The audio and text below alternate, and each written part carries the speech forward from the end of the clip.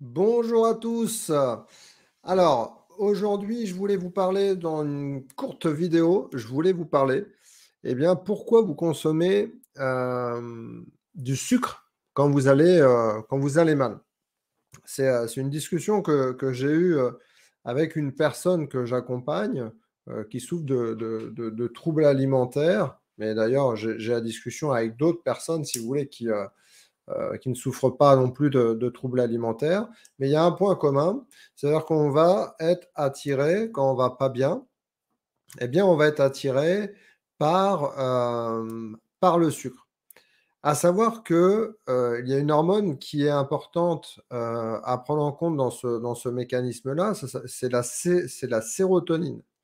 Donc la sérotonine, eh bien, quand elle est basse, elle favorise les grignotages et les compulsions, d'accord? Surtout en fin de journée et donc on va être beaucoup plus tourné vers le sucre.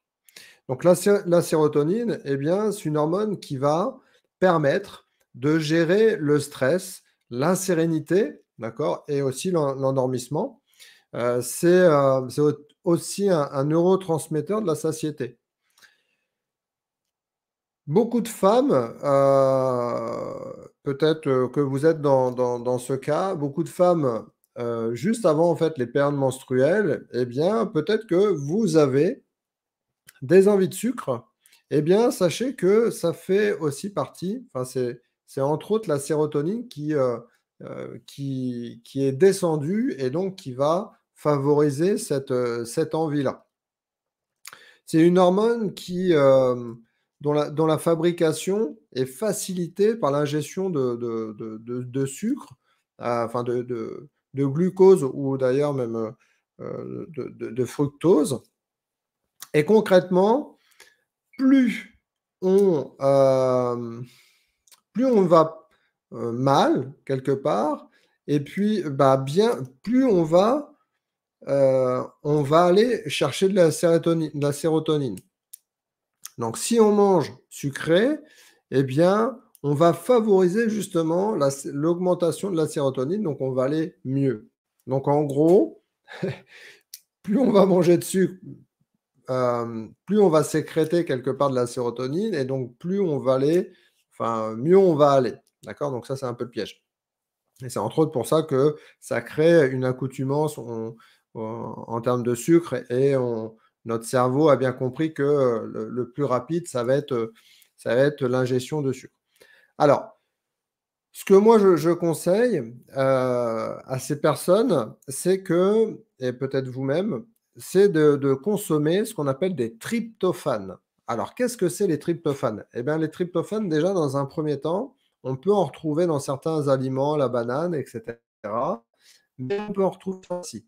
Alors c'est pas du tout un médicament, c'est un acide aminé. Donc un acide aminé, qu'est-ce que c'est?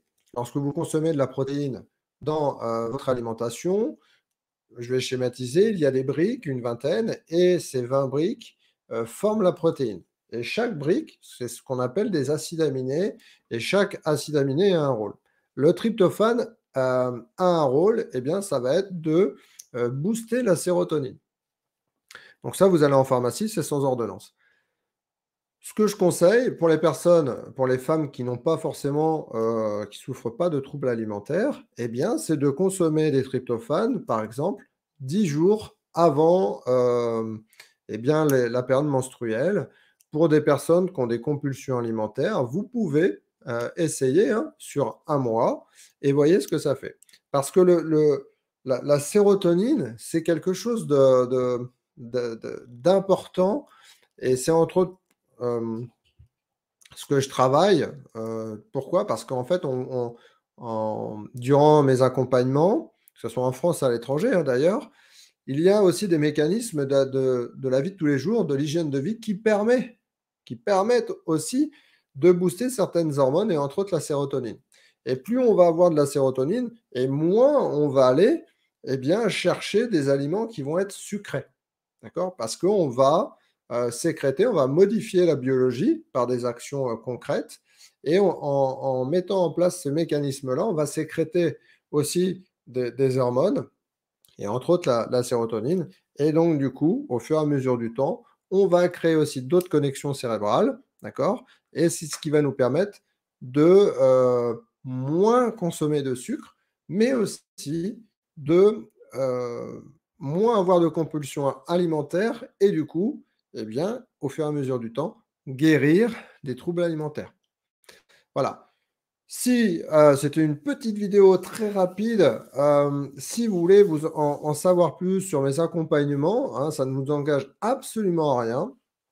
Je vais mettre un lien, sous la vidéo. Vous pouvez réserver, votre appel clarté. C'est encore une fois, ça ne vous engage absolument à rien. Ça permet d'échanger. On fait le point sur votre situation.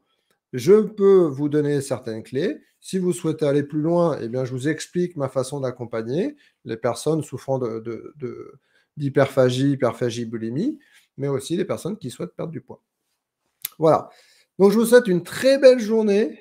Boostez votre sérotonine, d'accord? Et puis, bah, je vous dis à très vite dans une autre vidéo. Très belle journée à vous et à bientôt.